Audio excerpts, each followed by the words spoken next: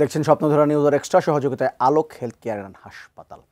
আজকে আমাদের আলোচনার বিষয় আমরা দিয়েছি সমাধানের খোঁজে। অনেকগুলো সমাধান বিষয় আছে যেগুলো একটু সমাধান খোঁজা দরকার। এই মব সন্ত্রাস বা মব কালচার যেটি হঠাৎ করে আলোচনায় আবার এসছে, আগে আলোচনা ছিল, মাঝখানে একটু বন্ধ হয়েছিল, আবার মনে হয় একটু আলোচনা এসছে। সেটি নিয়ে আসলে কি করা দরকার, সরকারে কি করতে হবে, কিংবা মানুষ কী ভাবছে সেটি নিয়ে একটু আলোচনা করা দরকার। রাজনৈতিক যে বিষয়গুলো আছে, ঐক্যমত্য কমিশনে আলোচনা চলছে, দলগুলো আসলে ঐক্যমত্যে পৌঁছাবে কিনা, জুলাই সনদের কি অবস্থা সেগুলো নিয়ে একটু আলোচনা দরকার। সমাধান কবে পৌঁছাবে, জুলাই চলে আসছে, এটি নিয়ে একটা 1 মাস ব্যাপী একটা পরিকল্পনা সরকারের পক্ষ থেকে এসছে, সেটা নিয়ে একটু আলোচনা করব। আমার এই বিষয় নিয়ে আলোচনার জন্য দুজন অতিথি আমাদের সঙ্গে আছেন। আমি একটু প্রথমে পরিচয় হয়ে নিই। আমার সঙ্গে আছেন অপূর্ব জাহাঙ্গীর, তিনি প্রধান উপদেষ্টার উপপ্রেস সচিব, এবং আছেন ডক্টর সিগনা রেজওয়ানা, তিনি সহযোগী অধ্যাপক জাহাঙ্গীরনগর বিশ্ববিদ্যালয়। দুজনকে স্বাগত আমাদের অনুষ্ঠানে। মব সন্ত্রাস নিয়ে বা মব কালচারটা নিয়ে অনেক আলোচনা চলছে এখন, বিশেষ করে পরশুদিন সাবেক সিইসিকে গ্রেপ্তারের সময় যে ঘটনাটা ঘটলো। এই যে একটু মব সংস্কৃতি নিয়ে একটু জানতে চাই যে সরকারের পক্ষ থেকে সঙ্গে সঙ্গে বিবৃতি দেওয়া হয়েছে, এটা নিন্দা জানানো হয়েছে, কঠোর ভাষায় বলা হয়েছে, এবং সাধারণ জনগণের প্রতি আহ্বান জানানো হয়েছে যেন তারা আইন নিজের হাতে তুলে না নেন। কিন্তু সবার এক ধরনের অভিযোগ যে সরকার এই যে আইন নিজের হাতে তুলে নেবেন না, এমন একটি আহ্বান জানানোর পরে আসলে আর কোনো অ্যাকশনে যায় না। এই কারণে এই মব সন্ত্রাসটা ধীরে ধীরে এখন পর্যন্ত আসে। 10 মাস বা 1 বছর হয়ে গেল সরকার, তা এখনও এটি আছে। এবার এটিকে এক ধরনের ব্যর্থতা মনে করেন কিনা সরকার, এই এখনও মব সন্ত্রাসটা বন্ধ করা যাচ্ছে না? এটা আমার কাছে মনে হয় যে এটা বিভিন্নভাবে ইন্টারপ্রেট করা যায়। আপনি মনে করতেই পারেন হয়তো আপনার এন্ড থেকে যে এটা ব্যর্থতা হতেই পারে। আমি এটাকে একটু অন্যভাবে ইন্টারপ্রেট করি। সেটা হচ্ছে এখানে আমি দুইটা জিনিস দেখি। একটা হচ্ছে লাস্ট অগাস্টের 5 তারিখ প্রাক্তন যিনি প্রধানমন্ত্রী ছিলেন তিনি পালিয়ে গেছেন, এবং এমন একটা অবস্থার মধ্যে দিয়ে আমরা কিন্তু পার করেছি এবং করছি এখনো পর্যন্ত, যেটা ইতিহাসের গাথায় নজিরবিহীন আর কি। এবং এই আপনি যদি ওয়ার্ল্ড হিস্ট্রি দেখেন তাহলে দেখবেন যে বিভিন্ন টাইমে যখন পৃথিবীর বিভিন্ন জায়গায় এই ধরনের ঘটনা ঘটে, তখন এই ধরনের অরাজকতা কি ছাড়াও এর চেয়ে আরও বেশি অনেক কিছু অনেক দিন পর্যন্ত চলতে থাকে। এটা কোনোভাবেই মেনে নেওয়া যায় না যে একটা মব এসে যাচ্ছে তাই করবে এবং আইন নিজের হাতে তুলে দিবে, এটা না। কিন্তু আমাদেরকে এই কনটেক্সটটাও ভাবতে হবে যে আমরা কী পরিস্থিতির মধ্যে আছি। এখন আপনি বললেন ব্যর্থতা, ঠিক আছে, ফাইন, আমি ধরে নিলাম যে আপনার কথা অনুযায়ী যে ব্যর্থতা। কিন্তু কথা হচ্ছে যে আপনার তো বুঝতে হবে যে যখন এই ঘটনাগুলো ঘটছে তখন কেন ধরেন পুলিশ এখানে অ্যাকশন নিতে পারছে না ঠিকঠাক মতো, বা পুলিশের বা আইনশৃঙ্খলা বাহিনীর কেন আমি বলবো না ইন্টারেস্ট নেই, বাট এক ধরনের ভয় ভীতি তো আছে। দেখা যাচ্ছে, সত্যি কথা বলতে, we want to address the elephant in the room, এরা অনেকেই বিভিন্ন পলিটিক্যাল পার্টির বিভিন্ন পলিটিক্যাল শক্তির সাথে জড়িত। যখন ধরবেন তখনই ফোনটা আসবে, তো এই ধরনের একটা জায়গার মধ্যে তো বিরাজ করছে। এটা সত্য কথা, এটা নিয়ে কোনো আমরা লুকাচুপি না করলেও চলবে আর কি। সো এরকম একটা অবস্থায় কী ধরনের নজির করা যাবে, কী ধরনের ব্যবস্থা গ্রহণ করা যাবে, এটা বিভিন্ন রকম ওপিনিয়ন থাকতে পারে। আমি একটা জায়গায় ডিফার করবো, আপনি যে বললেন ধরা হচ্ছে না, এটা কিন্তু ঠিক না। বিভিন্ন জায়গায় ধরা হচ্ছে। হ্যাঁ, হয়তো সরকার আরও বেশি হতে পারতো, কিন্তু হয়তো ওটা আমরা দেখছি না। কিন্তু ধরা যে হচ্ছে না তা না, সরকার বারবার কিন্তু চেষ্টা করছে। যে আপনি বললেন সাথে সাথেই বিবৃতি দেওয়া, মানে সাথে সাথে খোঁজ নেওয়া হচ্ছে যে এটা কীভাবে হলো, কেন হলো। কারণ যে যত কিছুই হোক, এভাবে পাবলিক এরকমভাবে মবের আন্ডারে পড়ে তো আপনি উনাকে অ্যাকচুয়াল যে লিগাল সিস্টেমের মধ্যে দিয়ে যে উনার বিরুদ্ধে যে ব্যবস্থাটা নিবে যে আমাদের আদালত, সেটা তো এই মবের জন্য অনেক সময় অনেকটুকু করতে পারে না, কারণ এখানে অন্য একটা কাহিনী চলে আসে। সো আমরা এটাকে সরকারের পক্ষ থেকে সরকার এটাকে যথেষ্ট পরিমাণ কন্ডেম করছে, কিন্তু এটা যতটা বলা সহজ, এটা আসলে ব্যাপারটা হয়তো অত সহজ না। That's what I am trying to say. আইন শৃঙ্খলা, তাহলে কি বলা যায় আপনার কথা যে আইন শৃঙ্খলা বাহিনী এখনো পুরোপুরিভাবে তাহলে মনোবল ফিরে পায়নি? এটা আমরা ভাবছি কেন যে পুরোপুরিভাবে মনোবল ফিরে পাবে? 15 বছর তো একটা আইন শৃঙ্খলা বাহিনীকে কিভাবে ব্যবহার করা হয়েছে এটা আমরা দেখেছি না। আপনি মনে করেন 10 মাসের মধ্যে এই 15 বছরের প্র্যাকটিস চলে যাবে? এটা তো ভাবাটাই আমার কাছে মনে হয় একটু কি বলবো, সরলতা। যে আমরা যদি এরকম ভাবি। আমি আমি এই প্রশ্ন করলাম, স্বরাষ্ট্র উপদেষ্টা আবার স্বীকারই করেন না যে আইন শৃঙ্খলা বাহিনী, সেটা উনি করতে নাই পারেন, আমিও হয়তো করতাম না, কিন্তু আমার কথা হচ্ছে যে রিয়ালিটি ইজ রিয়ালিটি। সো আমার মানে এই প্র্যাকটিসটার থেকে তো বের করতে হবে। আপনি এভাবে চিন্তা করেন না, একটা পুলিশ যেই পরিমাণ বেতন পেত তার চেয়ে পরিমাণ মানে কোট আনকোট ঘুষ কতটুকু পেত, উপরি, তাই না? তো এখন তো এটার একটা ব্যালেন্স আসছে। সো তাকে তার কতটুকু মনোবল আসছে যে সে সকালবেলা অফিসে যাবে। সো এখানে আমি বলছি ওইটার জন্যই বললাম যে ব্যাপারটা সিম্পলিফাই করা যায়, করতে চাইলে সরলীকরণ করতে পারেন, কিন্তু ব্যাপারটা আসলে এতটা সরল না। আবার আসবো আপনার কাছে ডক্টর স্নিগ্ধা রেজওয়ানা, আপনার কাছে যেটা জানতে চাইব, মব নিয়ে একটু জানতে চাই, সেটা হচ্ছে যে মানে একটা তো আমরা দেখছি যে কারো বাড়িতে চলে যাচ্ছে মব, তারপরে তাকে একটা হেনস্থা করা হচ্ছে, তারপরে পুলিশের কাছে তুলে দেওয়া হচ্ছে, এইটা একটা ছবি দেখছি আমরা। অনেক সময় দেখি যে আসামি যখন আদালতে নিয়ে যাওয়া হয়, সেখানেও কিন্তু এমনভাবে আসামিকে আসলে নিয়ে যেতে হয় এই মবের ভয়ে, একদম ডিম মারা হচ্ছে, সব কিছু মারা হচ্ছে, সব কিছু। এটা নিয়ে কিন্তু অনেকে বলছেন যে যদি এখনই এই মব সংস্কৃতিটা বন্ধ করা না যায় বা কঠোর হাতে বন্ধ করা না যায়, তাহলে শেষ পর্যন্ত আসলে বদনামটা গিয়ে সরকারের উপরে পড়বে এবং সরকারই আসলে ভিকটিমটা হবে। আপনার একটু মতামত জানতে চাই। আপনাকে ধন্যবাদ রেজওয়ান, এবং আমার সহ আলোচক অপূর্ব জাহাঙ্গীরকে অনেক শুভেচ্ছা।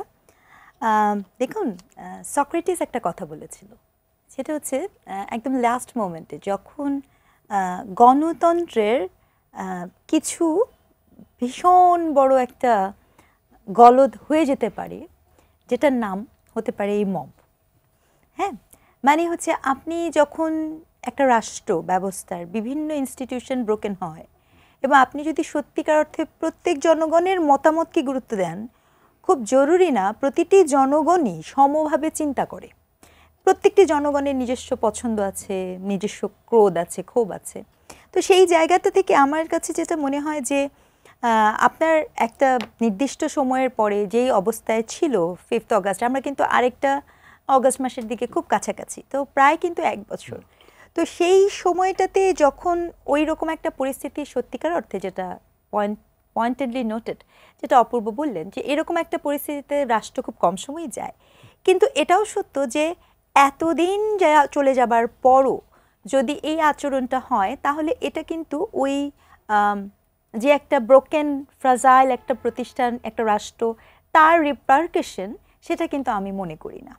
তার কারণ কি, আপনি এই যে এই মবটা কি আসলে সাধারণ জনগণ করছে এই মুহূর্তে, বা এর আগেও যেটা যা কিছু ছিল সবই কি সাধারণ জনগণের চাওয়া পাওয়ার অংশ ছিল? আপনি কি বলতে পারেন যে এই যে ঘটনাটি ঘটছে আদালত পাড়ায়, কি আমি বা আমরা বা আপনার পরিচিত কজন আদালত পাড়ায় যে দাঁড়িয়ে আছেন যে যাকে ধরে নিয়ে আসা আছে তাকে আমি এখন একটা ডিম ছুঁড়ে মারবো, অথবা এই যে যাকে ধরা হলো সাবেক যিনি নির্বাচন কমিশনার ছিলেন, উনাকে যে ধরা হবে, উনি কোথায় থাকেন, এটি তো সম্পূর্ণরূপে একটি ক্ষমতা সম্পর্কের সাথে যুক্ত। এই বিষয়টি কিন্তু জনগণ বুঝতে পারে, ঠিক আছে? আপনি কখন কোথায় কি কারণে মব করছেন, আমি বিশ্বাস করি বাংলাদেশের যে জনগণ এত সচেতন, রাজনৈতিক সচেতনতার কথা বলছি, সেই জনগণের পক্ষে কখনো এটা না বোঝা সম্ভব না যে এটি খুব পলিটিক্যালি প্লটেড। এটিকে আপনি অস্বীকার করতে পারেন, কিন্তু এখানে নানাবিধ দলের নানা ধরনের রাজনীতির একটা প্লটেড টুল হিসেবে এই মবকে ব্যবহার করা হচ্ছে, যেটি কিনা ভীষণ রকমের প্রবলেমেটিক। কেন বলছি? কারণ এই মব আপনার এক ধরনের এই মুহূর্তে এক ধরনের নর্মালাইজেশনের দিকে কিন্তু চলে যাচ্ছে। আপনি এটাকে ইগনোর করতে করতে সেটাকে যদি নর্মালাইজ জায়গাতে নিয়ে যান, এটার ভিকটিম টুডে অর টুমরো আপনি এবং আমি হব। ঠিক এই মুহূর্তে যে কোনো মানুষ কিন্তু হতে পারে। তো এইটাকে ওই যে আরেকজন আছে সি রাইট মিল, উনি বলেছেন সোশ্যালজিক্যাল ইমাজিনেশন। হয় কি, যখন কোনো একটা প্রবলেম, আমাদের এটা খুব বড় সমস্যা, নিজের গায়ে না আসা পর্যন্ত আমরা ওই প্রবলেমটাকে আইডেন্টিফাই করি না, আমরা ইগনোর করি, আমরা ডিজন করি। কিন্তু এই ডিজন বা ইগনোরেন্সটাই কিন্তু আমাদের জাতিগত জায়গায় এখানে নিয়ে আসে। দেখুন, এই যে 5ই আগস্ট সামনে আসছে, এই যে হাজার হাজার মানুষের প্রাণ গেছে, এটি কোনো সুস্থ চর্চা না, আন্দোলনের নামে, মুভমেন্টের নামে। এই যে আমাদের মাথা যে কাজ করে এভাবে যে আচ্ছা কটা লাশ পড়লো, কজন মারা গেল, এই যে চিন্তাগুলা, আমরা একটা ভীষণ রক্তক্ষয়ী যুদ্ধ দিয়ে মুক্তিযুদ্ধ করেছি, 24-এ বহু মানুষের প্রাণ গিয়েছে, কিন্তু এই যে গণতান্ত্রিক ভঙ্গুরতা, এটা তো আমরা আপনার 14-তে বুঝতে পারিনি, আমরা 18-তে বুঝতে পারিনি, আমরা তো বুঝতে পেরেছি। নিশ্চয়ই এখানে আমাদের যে নীরবতা, সহনশীলতা বা আমাদের যে কোনো ব্যক্তির যে ইগনোর করে যাওয়ার প্রক্রিয়াটাই কিন্তু আমাদেরকে আলটিমেটলি এর দিকে নিয়ে গেছে। কাজেই এই জিনিসটা আমাদের মনে রাখা উচিত। আর একটা জিনিস খুব গুরুত্বপূর্ণ, মুভমেন্ট আর মবক্রেসি এটা এক জিনিস না। তো মুভমেন্টের একটা সৌন্দর্য আছে, কিন্তু এই ধরনের মব করার মধ্য দিয়ে কোনোভাবে কি আমরা ওই মুভমেন্টের যে নৈতিক দর্শন আছে সেটাকে প্রশ্নবিদ্ধ করছি, অথবা যেই পতিত সরকারটি আছে যারা সাবেক ছিল কোনোভাবে কি তাদের পক্ষে আমরা এক ধরনের আবেগীয় অনুভূতি তৈরি করে দিচ্ছি কিনা সেটা বরঞ্চ চিন্তার বিষয়। পূর্ব জাহাঙ্গীর, যদি মব নিয়ে একটু বলি, আপনার দুজনের কথায় একটা জিনিস আমি মানে আসলো, সেটা হচ্ছে যে এই মবের সঙ্গে একটা পলিটিক্যাল লিঙ্ক আছে। অনেক জায়গাতে পলিটিক্যাল একটা লিঙ্ক, পলিটিক্যাল বিভিন্ন রাজনৈতিক দলের নেতারা থাকে। এটি যে মানে মানে সরকার যে এর বিরুদ্ধে বার্তা দিচ্ছেন, সব উপদেষ্টারা নিন্দা জানাচ্ছেন এবং গ্রেপ্তারও আমরা দেখছি, যদি আমি একটুকে ধরি, কিন্তু এই মবটা একদম বন্ধ করে দেওয়া বা একটা জনমত তৈরি করা যাচ্ছে না, বা বন্ধ করে দেওয়া যাচ্ছে না, কঠোর বার্তা দেওয়া যাচ্ছে না, এটা কি সরকারের যে রাজনৈতিক একটা অনভিজ্ঞতা আছে যারা সরকার আছে, এটি কোনো প্রভাব ফেলছে কিনা? আমি যদি আপনাকে পাল্টা একটা প্রশ্ন করি, কঠোর বার্তা বলতে আপনি কি বোঝাচ্ছেন? আমি 10 মাসে অন্তত এটা বন্ধ হওয়া যেত যদি আগেরগুলো বাদ দিই, যে এই লাস্টে যে ঘটনা ঘটলো, তো 10 মাসে এমন একটি বার্তা, যে এমন একটি বিচারের কাজ বা এমন একটি গ্রেপ্তার যে এটা বন্ধ হয়ে গেছে বা মানুষ ভয় পাবে মব করতে। গ্রেপ্তার তো হয়েছে, এবং যেখানে যেখানে আমি বলবো যে যতগুলো রিপোর্টেড কেস আছে ততগুলোতেই কিন্তু গ্রেপ্তার হয়েছে। আপনি যদি কেসেসগুলো দেখেন, আমার সমালোচক অনেক সুন্দর সুন্দর কিছু মনীষীদের নিয়ে উদাহরণ দিল, অন্থোপোলজি আমার খুব প্রিয় একটা সাবজেক্ট, কিন্তু আমি রিয়ালিটি ইজ রিয়ালিটি, ঠিক আছে? এটা কোনোভাবে এন্ডোর্স করার কোনো কারণ নাই, ঠিক আছে? এখানে পলিটিক্যাল কোনো, আমি শুধু, আপনি একটি পলিটিক্যাল এলিমেন্ট কেন বলছেন? আমি তো বলবো অনেকগুলো পলিটিক্যাল এলিমেন্ট বলছি। যদি আমি এভাবে, কেউ যদি এভাবে সাজাতে চায় যে যদি কোনো, মানে এটা তো একটা শোডাউনও হইতে পারে না, এটাকে আমি বিভিন্নভাবে অ্যানালিসিস করতে পারি। Reality is reality. এবং এটার সাথে আমি আরও একটা জিনিস যোগ করব, উইদাউট এন্ডোর্সিং দিস, আপনার মানুষের ক্ষোভটাও বুঝতে হবে। 10 মাস খুব একটা বেশি বড় সময় না 15 বছরের তুলনায়। যার সাথে এই ঘটনাটা ঘটেছে সে এমন একজন ব্যক্তি যে হাসিনা রিজিমকে একটা বড়োভাবে ইনেবল করার সাথে জড়িত, মানে তার হাত দিয়ে কিন্তু একটা টার্ম পেয়েছে। এটার যে ক্ষোভটা আপনি বুঝেন, যারা হাসিনার দ্বারা আয়না ঘরে গেছে, যারা হাসিনার দ্বারা জেলে গেছে, হাসিনার দ্বারা গুম হয়েছে, মারা গেছে, তাদের সাথে এই ক্ষোভটা মিলান। আমি বলছি না যে এটা এন্ডোর্স করার কথা, কিন্তু আমি বারবার বললাম এটাকে সিম্পলিফাই করতে পারবেন না আপনি। এখানে বহুত এলিমেন্টস জড়িত, এখানে যেমন পলিটিক্যাল ভেন্ডেটাও জড়িত থাকতে পারে, এখানে মানুষের ইমোশনও জড়িত থাকতে পারে। সো আপনি, it is a very complex matter. এটা মব আসলো, কেন বার্তা দিচ্ছে না, এটাকে আপনি এভাবে দেখতে, আমি মনে করি না যে দেখা সম্ভব এখানে, এত সিম্পলিফাই করা যাবে। সব রাজনৈতিক দলগুলো আজকে যে বার্তায় সবাই কিন্তু মোটামুটি সরকারকে, সরকারও তো সাথে সাথে কন্ডেম করেছে, সবার আগে তো সরকার কন্ডেম করেছে। রাজনৈতিক দলগুলো সরকারকে দোষ দিবে, এটাই স্বাভাবিক। আমি আজকে রাজনৈতিক দলের জায়গায় থাকলে আমিও সরকারকে দোষ দিতাম, এটা ইজিয়েস্ট ওয়ে আউট। এটা সবচেয়ে ইজিয়েস্ট ওয়ে আউট। কিন্তু আমার কথা হচ্ছে যে এটাকে একটু উপর থেকে দেখা উচিত যে এটা কেন ঘটছে আর কি। এটা একাডেমিকলি একটু, আমার মনে হয় এখন এই জায়গাটা দরকার যে এখানে এটা কেন ঘটছে, কিসের কারণে ঘটছে, মানে এটা, যেটার জন্য আমি বারবার বলতে চাচ্ছি যে এটা এত সিম্পল ঘটনা না। এখন যখন একটা আলোচনায় চলে এসছে, মানে সরকার কি এখন নতুন করে চিন্তা ভাবনা করছে? অবশ্যই করবে সরকার। তো প্রতিবার একটা যখনই হয় তখনই তার প্ল্যান চেঞ্জ করে আরও কীভাবে কঠোর হওয়া যায়। কিন্তু আপনাকে বুঝতে হবে যে কঠোর হওয়ারও কিন্তু একটা লিমিটেশন আছে আইনের মধ্যে, আমাদের সংবিধানের মধ্যে। আমরা কিন্তু, মানে এই অন্তর্বর্তীকালীন সরকার কিন্তু হাসিনা রিজিম না যে যা ইচ্ছা তাই করে ফেলবে, আচ্ছা যে করছে তাকে গুম করে ফেলা, এটা সম্ভব না। আমাকে আইনের মধ্যে থেকে, আমাকে সংবিধানের মধ্যে থেকে কিন্তু অনেক কাজ করতে হচ্ছে। সেইগুলো মাথায় রেখেই তো আমাদের কাজ করতে হয়। আচ্ছা, অপূর্ব যেটা আমাকে জিজ্ঞেস করছে আসলে কঠোর বার্তা বলতে কি বোঝাতে চাচ্ছে, আপনার কাছে কি আছে আসলে এই বিষয়টা বন্ধ করার জন্য আসলে কি ধরনের কঠোর বার্তা দেওয়া হচ্ছে? দেখুন, আমি ডেফিনেটলি একটা কথা বলতে চাই যে অফকোর্স একটা জিনিসের অনেকগুলো পার্ট থাকে, কিন্তু এটা খুব মনে রাখা জরুরি, যদি কোনো রেপিস্টও থাকে একজন নাগরিকের জায়গা থেকে, আমি তো তাকে বিচার বহির্ভূত হত্যাকাণ্ডের জন্য দিতে পারি না। আমার অনেক ক্ষোভ থাকতে পারে, কিন্তু আমি তার গায়ে হাত তুলতে পারি না। এই যে একটা ফিলসফিক্যাল ব্যাপার না, প্র্যাকটিক্যালিটি আপনি কখনো হয়নি দেখে কখনো হবে না, এটা কোনো যৌক্তিক আলাপ না। বরঞ্চ আমরা নয়া বন্দোবস্তের কথা, নয়া স্বপ্ন, এত কিছু দেখব বলেই কিন্তু গণ অভ্যুত্থান করেছিলাম। আমরা কিন্তু ওই রিজিম দেখতে চাইনি, গুমের রিজিম বা আপনার এরকম সিমিলার কিছু। এটার জন্য কিন্তু আমরা প্রস্তুত না। কঠোরতার কিন্তু অনেকগুলো বার্তা আছে। আমি খুব স্ট্রংলি বলতে চাই যে আপনি খেয়াল করে দেখেন যে there is a lots of heaps of failure আপনার দেখানো সম্ভব বিগত 10-12 মাসে স্বরাষ্ট্র উপদেষ্টার। ওনার অদায়িত্বশীল হাজারটা বক্তব্যকে কোচ করা সম্ভব। আপনার যখনই উনি সমস্যা দেখছেন, উনি সমস্যা না বলে অনেক এমন সব হাস্যকর কথা বলছেন যেটি আসলে ভীষণ রকমের অবান্তর। আপনি খেয়াল করেছিলেন আব্দুল হামিদ খান সাবেক যিনি রাষ্ট্রপতি, তিনি যখন আসলেন উনি বললেন যে ইন্টারপোলের মাধ্যমে ওনাকে নিয়ে আসা হবে। পরের সপ্তাহে উনি চলে আসলেন। তো এই যে এই ধরনের বিষয়গুলো তো আপনার সিরিয়াসলি সিভিয়ারলি, এটা তো কোনো খুব গুরুত্বপূর্ণ একটি মন্ত্রণালয়, তাই না? সেই মন্ত্রণালয় থেকে আপনি যখন এই ধরনের কথা বলেন, কঠোর হস্তে আইন দমন করা হবে, এগুলো কি পলিটিক্যাল রেটরিক নাকি আমরা রেসপন্সিবল অ্যাক্ট দেখতে চেয়েছি? তো প্রবলেমটা ঠিক এখানেই। আপনি যতই মানে কোনো মানুষের যত ক্ষোভ থাকুক, সেই ক্ষোভটাকে আমি নিয়ন্ত্রণ করব কারণ আমি রাষ্ট্র, আমি কিন্তু বিবৃতি দিয়ে শেষ হয়ে যাব না। যদি যেমন মনে করেন এই যে যাকে নিয়ে আমরা তো আলাপ করছি, তিনি একটি দলের, শোনা যাচ্ছে ওই দলের তার বিরুদ্ধে নিতে হবে, যদি হ্যাঁ অবশ্যই তাকে সেটার বিরুদ্ধে নিতে হবে। এবং এর পূর্বেও এরকম অনেকগুলো কিছু হয়েছে। তো সেটি যেমন দলের ক্ষেত্রে, আর রাষ্ট্রের ক্ষেত্রে কেন পারছি না এটা আমরা বুঝতে পারি, এগেইন জনগণের জায়গা থেকেই বুঝতে পারি যে এই হয়তো বা এখানে যেভাবে সহযোগিতা পাওয়ার কথা ছিল সেটা পাওয়া যাচ্ছে না। কিন্তু একটা কথা মনে করিয়ে দেই, দ্যাট ইজ ভেরি অ্যালার্মিং, ঠিক এখন পর্যন্ত সেনাবাহিনী ম্যাজিস্ট্রেট পাওয়ারে আছে। এবং সেক্ষেত্রে এই পাওয়ারকে কেন এই কোনো একটি মবের থামানোর পেছনে ব্যবহার করা হলো না, এটি জনমনে প্রশ্ন তোলে। ভীষণ রকমের অবৈধ সরকার ছিল ফখরুদ্দিন এবং মঈনুদ্দিনের সরকার, কিন্তু আপনি মনে করে দেখতে পারেন তার প্রথম 2 বছর very different, it was very different. সাধারণ জনগণ নিরাপদ বোধ করছে না, এটা একটা খুব গুরুত্বপূর্ণ আলাপ। কোন দল কি চায় কি চায় না সেটি আমার জন্য গুরুত্বপূর্ণ না, কিন্তু নাগরিক হিসেবে আমি এবং আপনি এখন রাস্তা দিয়ে নিরাপদে যেতে পারবো কিনা সেটি গুরুত্বপূর্ণ।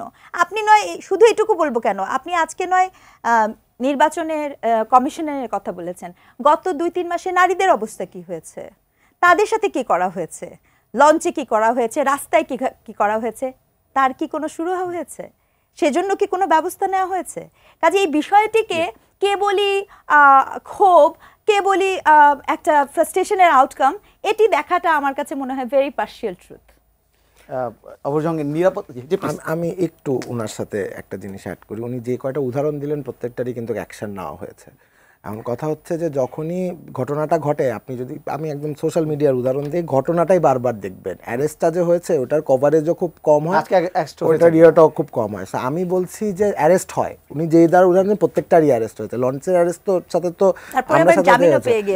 এটাই আইন, এটাই হচ্ছে মজার বিষয় হচ্ছে এটাই যে এটা হচ্ছে আমি এখন চাইলে একটা পলিটিক্যাল পার্টির মতো আটকায় রাখলাম, কিন্তু এটা আইনে আমাকে সেই ইয়ে দিবে না। কিন্তু কথাটা হচ্ছে যে আলাদা না, কিন্তু কথাটা হচ্ছে আমি যেটা বলতে চাচ্ছি যে এই অ্যাকশনগুলা যতটা না, যখনই এই গ্রেপ্তার করা হচ্ছে ব্যাপার হচ্ছে, এটার নিউজটা যতদূর না ছড়াচ্ছে তার চেয়ে বেশি দেখা যাচ্ছে ঘটনাটা এটা ছড়াচ্ছে, এটা খুব স্বাভাবিক।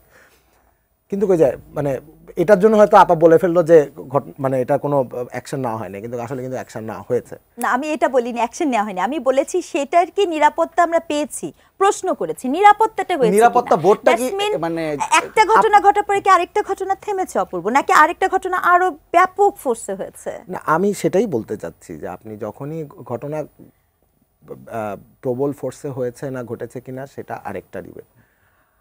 আমরা এখন যেই সময়টার মধ্যে দিয়ে আসছি, আমার মনে হয় যে এই সময়টা একটু বিবেচনা করার দরকার আছে।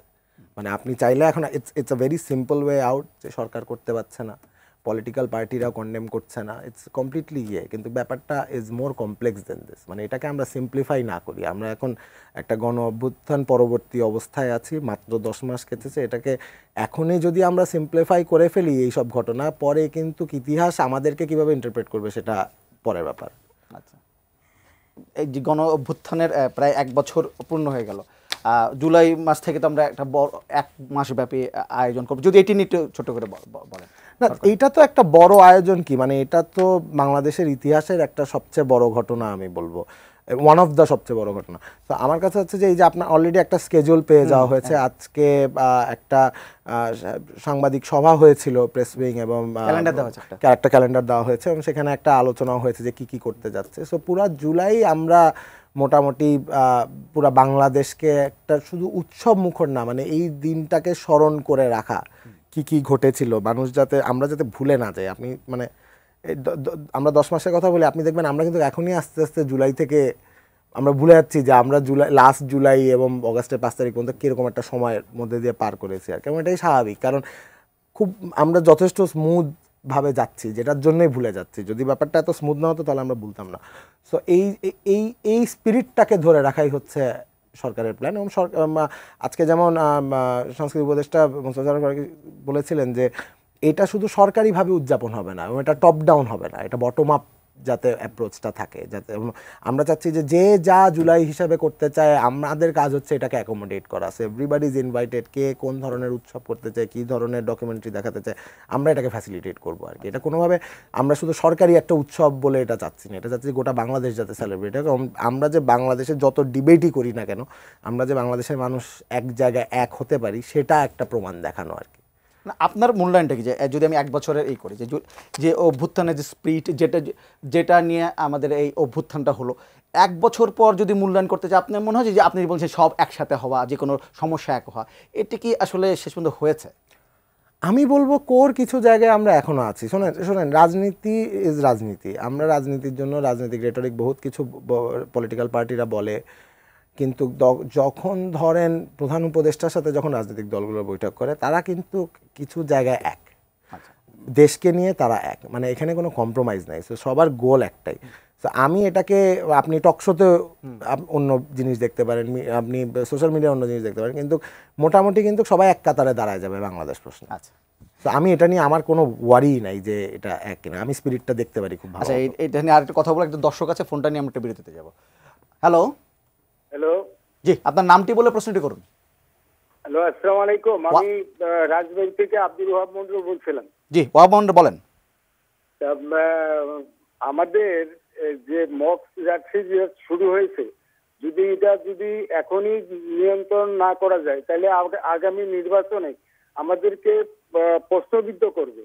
আর যে সমস্ত সিসির অধীনে ইউনিয়ন পরিষদ এবং উপজেলা নির্বাচন হয়েছিল, কিন্তু উপজেলা বাতিল হয়েছে, কিন্তু ইউনিয়ন পরিষদ এখনো বহাল তৈরি আছে, এটার কারণ কি?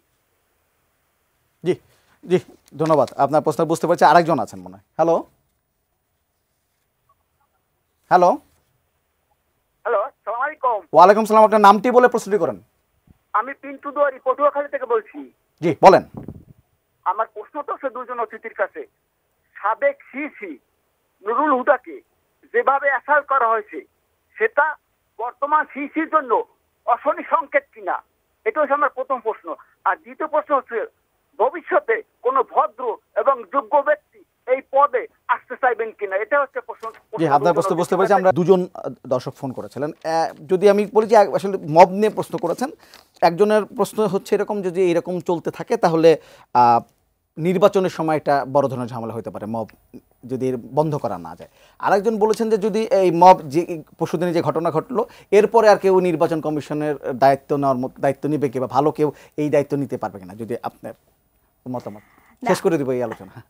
আমার বক্তব্য দেখেন, এটা একটা কথা বলি যে এই যে নুরুল হুদা, উনি কিন্তু আপনার বিচারপতি সমমর্যাদা সম্পন্ন যে পদটিতে উনি ছিলেন, এগুলো কিন্তু আসলে সত্যিকার অর্থে আমি আবারও বলছি, আমাদের রিকনসিডারেশনে আনা উচিত যে আপনি যখন একটা ইনস্টিটিউশনাল অর্গানোগ্রাম থাকে যে আপনার কোন পদের জন্য কিভাবে আপনি করবেন, এটা ওই যে যেমন মনে করেন, আমি এটা ওই সাবেক রাষ্ট্রপতি আব্দুল হামিদ খান যখন করা হয় তখনও কিন্তু এই কথাটি বলেছি, উনি কিন্তু সাবেক রাষ্ট্রপতি।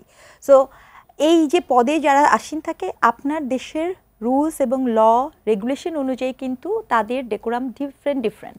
এখন কথা হচ্ছে যে যদি একজন সাবেক মানে বিচারপতি সমমর্যাদা সম্পন্ন পদাসীন কোনো ব্যক্তিকে অবশ্যই এটা বলতে কোনো দ্বিধা নাই, 2018-র যে ইলেকশনটি হয়েছিল দিনের ভোর রাতে হয়েছে, আপনার দেশের পুরা যে উনার যে শপথ বলেন, উনি কমপ্লিটলি ফেলিয়ার, উনি যা কিছু করেছেন সেটিকে সমর্থনযোগ্য না, কিন্তু সেটি আমার একটা বিচারিক প্রক্রিয়ার মধ্যে দিয়ে আসবে। সেটি কোনোভাবেই এই ধরনের মানে আপনি যে এই যে একজনকে জুতার মালা পরালেন, যেটি সামাজিক যোগাযোগ মাধ্যমে আসছে, বা তাকে আপনি জুতা দিয়ে আঘাত করছেন, এটি কোনোভাবেই কাম্য না। এটি কোথা থেকে শুরু হয়েছে জানেন?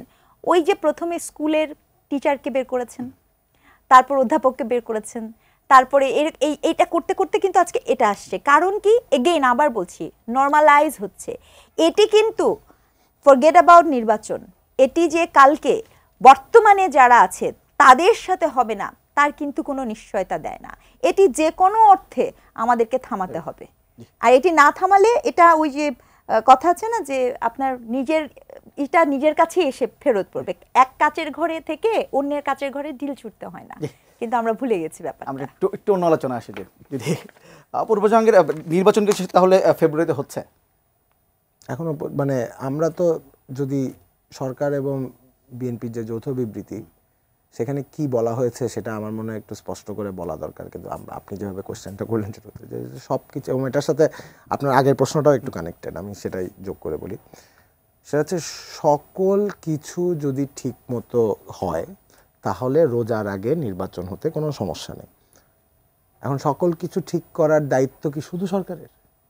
কিন্তু পলিটিক্যাল পার্টিরা তো একটা বড় স্টেক হোল্ডার। তাহলে এখন সকল কিছু ঠিক করতে হবে। সকল কিছু ঠিক করতে ফেব্রুয়ারি কি জানুয়ারিতে ইলেকশন হতে হবে।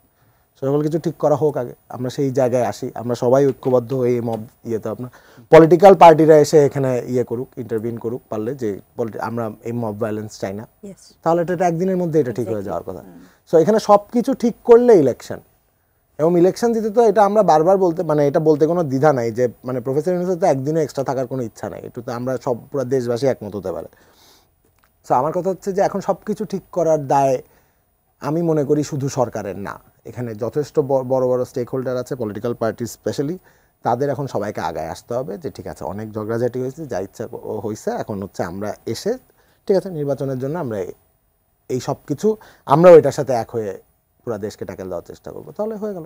সব কিছু ঠিক করা থেকে কতটুকু দূরে আছে আমরা? এটা তো আসলে এখন এখনই মাত্র আমরা জুলাইতে ঢুকবো, এখনই বলা যায় না, কিন্তু আমরা তো আস্তে আস্তে এগোচ্ছি। ঐক্যমত কমিশন দেখবেন এখন যদি দেখেন যে মোটামুটি একটা পার্লামেন্টের মতো কিন্তু হয়ে দাঁড়াচ্ছে, যে এত সুন্দর লাগে দেখতে, এবং খুব মজার মজার ডিসকাশন, ডিবেট, এই যে ওয়াক আউট হয় এটা কিন্তু একটা কতদিন পর্যন্ত পার্লামেন্টে ওয়াক আউট হয় না ঠিকঠাক মতো, this is part of the project. So এই পুরা জিনিসটা যতটা স্মুথলি সামনে আগাবে, যতটা আমরা দেশ হিসাবে ঐক্যমতে আসব, সংস্কারের ব্যাপারগুলো জনগণ পর্যায়ে চলে যাবে, একদম রুট লেভেলে মানুষ বুঝতে পারবে। এবং এটাও বুঝতে হবে যে বহুদিন কিন্তু মানুষ ভোট কি, নির্বাচন কি, একটা ভোটের মূল্য কি, ইন আ সেন্স সেটা কিন্তু প্র্যাকটিস হয় নাই। আমাদের কিন্তু এখানে এখন নির্বাচন শিক্ষাও একটা বড় জিনিস, যে ঠিক আছে এখন আমরা কিভাবে ভোট দিব, কিভাবে ভোট দেওয়াটা, what does it mean to vote. So এই ব্যাপারগুলো এখন আমার মনে হয় যে যত তাড়াতাড়ি আমরা সবাই মিলে এই কাজে ঢুকে পড়তে পারবো তত তাড়াতাড়ি। আপনি কমিশন বলছেন যে খুব চমৎকার আলোচনা হয়, একজন তো বের হয়ে যে আলোচক এবি পার্টির একজন নেতা, উনি বলেছেন যে আলোচনা খুব ভালো হচ্ছে কিন্তু ঐক্যমত হচ্ছে না। ঐক্যমত হওয়াটা তো এই যে আলোচনা ভালো হচ্ছে, ঐক্যমত হচ্ছে না, উনি যেটা বলছেন এটাও এক পার্ট অফ দ্যাট প্রসেস। যে আমি আর আপনি ধরেন উত্তর মেরু দক্ষিণ মেরু, আমরা যে মিডলে আসবো, এটার জন্য কি আমাদের একটা ডিবেটের মধ্যে দিয়ে যেতে হবে না? এই ডিবেটের পার্ট তো এটা। আমি এটাকে আরো ওয়েলকাম জানাই, এই ধরনের অবশ্যই আশাবাদী। আপনি যদি এখন ঐক্যমত কমিশন যখন হয় এবং বিডিবিতে যখন ব্রডকাস্টেড হয়, আপনি ইটস অ্যামেজিং ভিউ। বহুদিন আমরা এটা দেখি না, একজন দাঁড়ায় প্রত্যেকটা পলিটিক্যাল পার্টি দাঁড়ায় বলছে যে তারা কি মনে করছে, এবং পুরো বাংলাদেশের কাছে আমি তো এই টক শোর ফলে আমি পাবলিক অ্যাপিল করবো যে আপনারা দেখেন এটা, ইটস অ্যান অ্যামেজিং জিনিস যেটা হচ্ছে। আমি এভরিবডি শুড ওয়াচ দিস, এই ডিবেটের মধ্যে তারাও যাতে এই অংশ হিসেবে করতে পারে। স্নিগ্ধার জন্য আপনিও কি এতটা আশাবাদী আসলে ঐক্যমত্য কমিশনে যে আলোচনা হচ্ছে? না দেখুন, যেটি আমার মনে হয় অপূর্ব এটা যেটা বলছেন, দ্যাটস রিয়েলি ভেরি ট্রু। যে দীর্ঘদিন আপনার মনে আছে আমরা একটা পার্লামেন্ট দেখতাম, কিন্তু ডিরেক্ট যখন পার্লামেন্টে একটা স্ট্রং বিরোধী দল ছিল, এই যে বিরোধী দলটা যখন চলে গেল, আফটার দ্যাট আমরা পার্লামেন্টে কখনো কোনো ডিবেট হতে দেখিনি। তো সেই যে না দেখাটা, এটার একটা ওই যে থাকে না দুধের স্বাদ ঘোলে মেটানো, তো এটাই হচ্ছে আমাদের এখন বর্তমানে যে ঐকমত্য কমিশনে যেটা হচ্ছে, আমি সেদিন এটা বলছিলামও যে আফটার সো লং যে আপনি এখানে একটা ডিবেট দেখছেন, সেখানে কেউ বের হয়ে যাচ্ছে, সেখানে আবার তাকে মানিয়ে নিয়ে আসা হচ্ছে, দ্যাটস রিয়েলি ভেরি নাইস। এটা গণতান্ত্রিক চর্চার জন্য সত্যি খুবই সুন্দর একটা চর্চা। কিন্তু ঘটনাটা হয়েছে যে দেখুন, সব কিছুতে আপনি ঐক্যমতে পৌঁছাতে পারবেন না। আপনার একটা এটাও কিন্তু বলা হয়েছিল যে সব কিছুতে তো মানে ঐক্যমতে পৌঁছানোর সম্ভব না, এটা একটা সময় সাপেক্ষ ব্যাপার। সো কতটুকু পর্যন্ত আপনি পৌঁছাবেন, কোন বিষয়গুলো আপনি ঐক্যমতে পৌঁছাতে চান, এটার একটা যদি রোডম্যাপ করা হতো যে okay this are the issues, যেমন মনে করেন এনসিসি নিয়ে একটা আলাপ আছে, প্রধানমন্ত্রীর মেয়াদ নিয়ে একটা আলাপ আছে, এই ধরনের বিষয় তো খুব সেন্সিটিভ আপনি, এবং আমরা সবাই বুঝি, কিন্তু আবারও বলছি, মনে করেন প্রধানমন্ত্রীর মেয়াদের ব্যাপারটাও তো আমরা বুঝি যে এটা নিয়ে আপনার কোন দল চাবেন, কেন চাবেন না, এই বিষয়গুলো আমাদের কাছে পানির মতো স্বচ্ছ। ঘটনাটা কি হয়েছে জানেন? ঘটনা হয়েছে যে আমরা প্রায়ই এটা দেখি যে গোড়ায় গলদ রেখে গাছের উপরে পানি দেন। আচ্ছা, এই যে রাজনৈতিক দলগুলো আছে, এই রাজনৈতিক দলগুলো কিচ্ছু করা লাগবে না, এটা তো একটা নির্বাচন কমিশন আইন করতো যে তাদের প্রধানমন্ত্রী কে হবেন এই পদগুলো কাউন্সিলিং এর মধ্যে আসবে, মানে তাদের ভোটের মধ্যে নির্বাচিত হয়ে তারা আসবেন। হয় কি কোনো দলে কি এই ভোটাভুটির প্রক্রিয়াতে কে কোন পদ পাবেন সেই জন্য সেটা কি হয় কি না? হয় না। যখন আপনি ওটা করতেন তখন অটোমেটিক আপনার চিন্তা করতে হতো দ্বিতীয়বার 2 বার থাকবেন না 3 বার থাকবেন না পুনঃ পুনঃ থাকবেন, তখন আলাপটা যেই জমজমাট হতো, এখন সেটা হচ্ছে না। হ্যাঁ, আমাদের হাতে সময় নেই, এই জন্য আমি একটা কথা বলেছি, আমার মনে হয় কি জানেন, যদি শুধু একটা জননাগরিক নিরাপত্তা থাকতো, এই মবটা যদি না হতো, আমি এটা খুব মানে কনফিডেন্টলি একটা কথা বলি, যদি মবটা না হতো, যদি আপনার মানে একটা রিয়াকশনারি যে এক্সট্রিমিস্ট একটা গ্রুপের যে রিয়াকশন, এটা যদি না হতো, বিশ্বাস করেন এই দেশের মানুষজন আমার মনে হয় এই সংস্কারগুলো না হয়ে মানে না হওয়া পর্যন্ত কোনো নির্বাচনের জন্য এতটা ডেসপারেট হতো না। কারণ কি, আমরা তো অনেকক্ষণ অপেক্ষা করেছি, মানে অন্যরা কে কে অপেক্ষা করেছে আমরা জানি না, জনগণ হিসেবে আমি তো গত 15 বছর ধরে অপেক্ষা করেছি একটা ভোট দেওয়ার জন্য। তো আমি যদি করতে পারি তাহলে আমি জনগণই তো সবচেয়ে বড় পাওয়ার। কিন্তু ঘটনা হয়েছে কি, এখন যখন আমি নিরাপত্তা বোধ করছি না, আমার যখন ইকোনমি বা শ্রমিক যেটাই বলেন না কেন, এগুলো যখন একটু একটু করে ফল ডাউন করছে, আমি ফুল ইকোনমির কথা বলছি না, এই বিষয়গুলো যখন আমার সরাসরি এভরিডে লাইফের সাথে কানেক্টেড, তখন আমার কাছে কি মনে হচ্ছে, আমাদের জনগণের যেটা হয়েছে, ভাই আমার ওই আনসিস্টেমেটিক সিস্টেমটাই আমাকে ফেরত দাও, আমার আর সিস্টেমের দরকার নাই।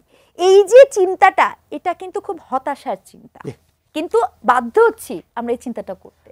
পূর্বজঙ্গে একটু জিজ্ঞেস করবো যে রাজনীতি নিয়ে বলি, রাজনীতির যে অবস্থা, 13ই জুন তারেক রহমান এবং প্রধান উপদেষ্টা যে বৈঠক হল লন্ডনে, তারপরটা কি পরে কি রাজনৈতিক পরিস্থিতি যে পরিস্থিতি ছিল আজকে একদম অগ্নিগর্ভ যদি আমি বলি, বা একটু অন্যরকম কঠোর, মানে সরকারের পক্ষে কি রাজনৈতিক পরিস্থিতি গেছে কিনা, আপনাদের মূল্যায়ন কীরকম?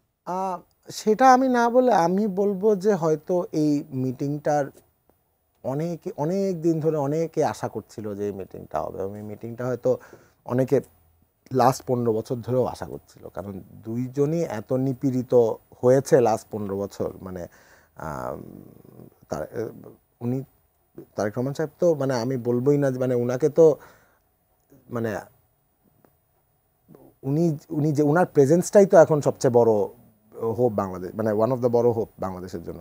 তো এই মিটিংটা আমার কাছে মনে হলো যে এটা পুরা গোটা বাংলাদেশের 18 কোটি জনগণ বোধহয় এই মিটিংয়ের দিকে তাকিয়েছিল, এবং আমরা দেখতেই পারলাম যে এই মিটিং শেষে দুইজনের অবস্থানটা কীরকম, এবং অত্যন্ত মানে সৌহার্দ্যপূর্ণ একটা মিটিং হয়েছে, এটা is no doubt about it. So এটা আসলে এখন এটাই পরিস্থিতি শান্ত হয়েছে কি হয়নি সেটা আসলে এখন মাঠ বলতে পারবে। আমাদের এন্ড থেকে বা সরকারের এন্ড থেকে আমি বলবো যে this is something that was bound to happen, and it happen, and we are glad that it happen. এরকম দিস ওয়াজ ওভারডিউ আর কি। মানে এই এমন একটা মিটিং হলো, কিন্তু আসার পরে দেখা গেল যে ইশরাকের ব্যাপারটি, মেয়র নিয়ে তার যে অবস্থান, সেটি সলভ হলো না, এখনও চলছে সেই বিষয়টি। এটি আপনাদেরকে একটু মানে আহত করেছে কিনা? আহত কিনা আমি বলবো না, আমি এটাকে একটু আমি অন্যভাবে বলি। হ্যাঁ, এটা যেহেতু আমরা যেহেতু অন্তর্বর্তীকালীন সরকার, আমরা তো এতদিন বাংলাদেশের জনগণ ছিলাম, আমার কাছে মনে হয় যে আমাদেরও নিজস্ব মানে জনগণের ভিউ পয়েন্ট থেকে কিছু দেখতে বলা যেতে পারে আর কি। সেটা হচ্ছে এইটা একটা মানে কমপ্লেক্সিটির মধ্যে পড়েছে, there is no doubt about it. কিন্তু আমি জাস্ট আমার কাছে বারবার একটা প্রশ্নই আসে যে এটা হয়তো বললে অনেকে আমার উপর থেরে আসবে, সেটা হচ্ছে যে এই যেই নির্বাচন, যেই সরকার লাস্ট 15 বছরের যেই সরকার যে নির্বাচনকেই আমরা গ্রহণ করছি না, সেইটার ইয়েটা আমরা আসলে এই ফলাফল করছি কেন? আমার মনে হয় এটা অনেক সিভিলাইজড ওয়েতে আগাতে পারতো। দ্যাটস আমার কাছে মনে হয় যে এটাই যে এটা আমরা এক্সপেক্ট করি যে হয়তো জিনিসটা অনেক সিভিলাইজ ভাবে হতে পারতো, এবং there is always room for discussion, এখানে কোনো ইয়ে নাই আর কি। কিন্তু একটা জিনিস মানে এতদিন ধরে নগর ভবনে গিয়ে মানুষ এটা একটা harassment। এখানে সরকারের একটা ইন্টারভিন করার দরকার ছিল না, একদম ছেড়ে দেওয়ার মতো ইন্টারভিন করা হলো, তখন তারপর যে ফোন কলটা আসবে সেটাকে আপনি কিভাবে ইয়ে করবেন, তারপর যে একটা পরিস্থিতি সৃষ্টি হবে, মানে আমি একদম আবার again addressing the elephant in the room, তখন আমরা কই যাব, কি বলবো? তখন তো এই টকশোতে আপনি এসে আমাকে জিজ্ঞেস করবেন এই অরাজকতা এখন কি হবে। সো এটা তো এক ধরনের, আমি মানে জনগণের পয়েন্ট অফ ভিউ থেকে যে হ্যারাসমেন্ট, মানে এটা সিভিলাইজ ভাবে ডিল করা যেত, আমার পার্সোনাল ওপিনিয়ন। আচ্ছা, আপনার এই যে বলছি যে যদি আমি নগর ভবনের পরিস্থিতি বলি, মানে একজন নাগরিক হিসেবে যদি বলি, আপনি এই পরিস্থিতি কীভাবে দেখছেন? মানে আমি বলছি রাজনৈতিক পরিস্থিতি ভালো, এক ধরনের সৌহার্দ্যপূর্ণ পরিবেশে আলোচনা হচ্ছে, ঠিক যমুনার পাশেই কিন্তু আমরা দেখতে পাচ্ছি যে নগর ভবনে গিয়ে, এবং অনেক দিন ধরে নগর ভবনে অচল অবস্থা আছে, সাধারণ মানুষ কোনো পাচ্ছে না এবং সেবা পাচ্ছে না, এবং সরকারের পক্ষ থেকে এটা সমাধানের কিন্তু আমরা কোনো দেখছি না। নানা ধরনের কথা বলা হচ্ছে কিন্তু সমাধানের কোনো উদ্যোগ নেওয়া হচ্ছে না। আচ্ছা দেখেন, এখানে দুটো জিনিস একটু বলবো আমি। দেখেন, আপনি যে 13 জুনের বৈঠকটার কথা বলেছেন, দ্যাট ওয়াজ মানে এটা হেড টু হেড মানে খুব এক্সপেক্টেড একটা বৈঠক। ও জায়গাটাতে যেটা হয়েছে ইগো হ্যাজ বিন কম্প্রোমাইজড। মানে আপনি খেয়াল করে দেখেন, বিএনপির যিনি তাদের যে দাবি ছিল, আপনাদের নিশ্চয়ই মনে আছে, 2 জন উপদেষ্টার অপসারণ, কিন্তু ওনাকে রিসিভই করেছেন এমন একজন যার মানে পদের অপসারণ আপনি চাচ্ছেন। কিন্তু জনাব তারেক জিয়া একটা এখানে খুব ম্যাচুরিটি দেখিয়েছেন, ওনার ইগোটা কম্প্রোমাইজ হয়েছে। দেখেন, আমি যদি বিএনপির লোকজন হতাম, আমি কিন্তু আসলে সত্যি এখনও বুঝে পাই না যে এই পুরো ইশরাকে হোসেনের পুরো ব্যাপারটা নিয়ে, মানে এটার হাইকোর্টের রায় এবং পরবর্তীতে সেই রায় কেনই হলো যখন মেয়াদি শেষ হয়ে গেল, যেটা অপূর্ব বললেন। কিন্তু একই সাথে আমি এটাও বুঝি না যে একই লতে চিটংয়ের মেয়রটাকে আবার কিভাবে দেয়া হলো। মানে প্রবলেমটা ওখানে রেজ হচ্ছে। আপনি ফর্মুলাটা কারোর জন্য এরকম, আরেকজনের জন্য ওরকম হলে প্রবলেম হয়ে যাচ্ছে না? আপনি ফর্মুলাটাকে করেন, সেটা তো আপনি করলেন না। তাহলে একটা যখন কম্প্রোমাইজ করলেন, বা একটা যদি কম্প্রোমাইজ না করলেন অথবা মেনে নিলেন, তাহলে সেটা ইশরাক হোসেনের জন্য কেন করলেন না? এটা আসলেই আমাদের কাছে পরিষ্কার না এই পার্টিকুলার ক্ষেত্রে। ঠিক যেমন ইশরাক হোসেনের আছে, আমি গভর্নমেন্টকেও বলবো, কারণ তারা এটা তো করেননি। এটা এক। আর দুই, আরেকটা ব্যাপার কি জানেন, এই যে আপনি কঠোরের কথা বললেন না, বাংলাদেশের মানুষের এটা একটা সংকট। যখন আন্দোলন হয়, আপনি ভেরি স্ট্রিক্টলি 6 ঘন্টা 4 ঘন্টা রাস্তাঘাট বন্ধ, সেখানে কি কোনো পেশেন্ট থাকে না? সেখানে কি ইকোনমির কোনো ক্ষতি হয় না? সেখানে আমার আপনার জীবনের ক্ষতি হয় না? কিন্তু সেই জায়গাটাতে আপনি কখনো স্ট্রং হন না যে আমার ট্রাফিক ক্লিয়ার করেন, হননি। এটা এখনো না, তখনও না, কখনোই না। তার মানে আমি কি বলছি, যেই নগরের নাগরিকের সেবা দিবেন আপনি, সে নগর পিতা, আপনি সেই নাগরিকের সেবা না দিয়ে তার জন্য দুর্ভোগ করছেন। আবার যিনি আমার রাষ্ট্রে ক্ষমতায় আছেন, তিনিও যে আমার নাগরিকের সেবা দিবে, নাগরিক কোথায়? সবাই তো ক্ষমতার চারপাশে ঘুরছে। আমি নাগরিক, এর আগেও 4 ঘন্টা রাস্তায় থাকতাম, এখন আমি রাস্তাতেই আছি। আমার নাগরিকের ভাগ্য পরিবর্তন হয় না। আর এই যে ভাগ্য পরিবর্তন হয় না, তাহলে এই নয়া নয়া ডিসকোর্সের নাম করে আর নয়া নয়া বন্দোবস্তের নাম করে এই নাগরিককে আপনি কতবার ধোঁকা দিবেন? 5ই অগাস্টের যে ঘটনাটা ঘটেছিল, এটি কোনো এক পক্ষের গ্রুপের আন্দোলনের সফল না। এটি বাংলাদেশের সকল জনগণের একটা স্বতঃস্ফূর্ত অংশগ্রহণ সেখানে ছিল। থাকতে পারে বিভিন্ন রাজনৈতিক দলের রাজনৈতিক এজেন্ডা, কিন্তু সেই নাগরিকের যে স্বপ্নটা ছিল, স্বপ্নগুলো স্বপ্নই রয়ে গেল। আমি একদম শেষ পর্যায়ে চলে এসেছি। অপূর্ব জাহাঙ্গীর, শেষ প্রশ্ন, একদম 1 বছর যদি হয়, গণ অভ্যুত্থানে 1 বছর বলি, সরকার গঠনের অন্তর্বর্তী সরকার দায়িত্ব নেওয়ার যদি 1 বছর বলি, আপনি কি সন্তুষ্ট আসলে এই 1 বছর যেভাবে সরকার পরিচালিত হবে এবং যা আপনার লক্ষ্য অর্জন করতে চেয়েছিলেন পারলেন কিনা, কতটা সন্তুষ্ট? আমি এখানে আমার খুব প্রিয় একটা কোট আছে, সেটা হচ্ছে, আমি প্রধান উপদেষ্টাকে কোট করেই বলি, উনি যেখানে সন্তুষ্ট না, আমি সেখানে সন্তুষ্ট হওয়ার কে।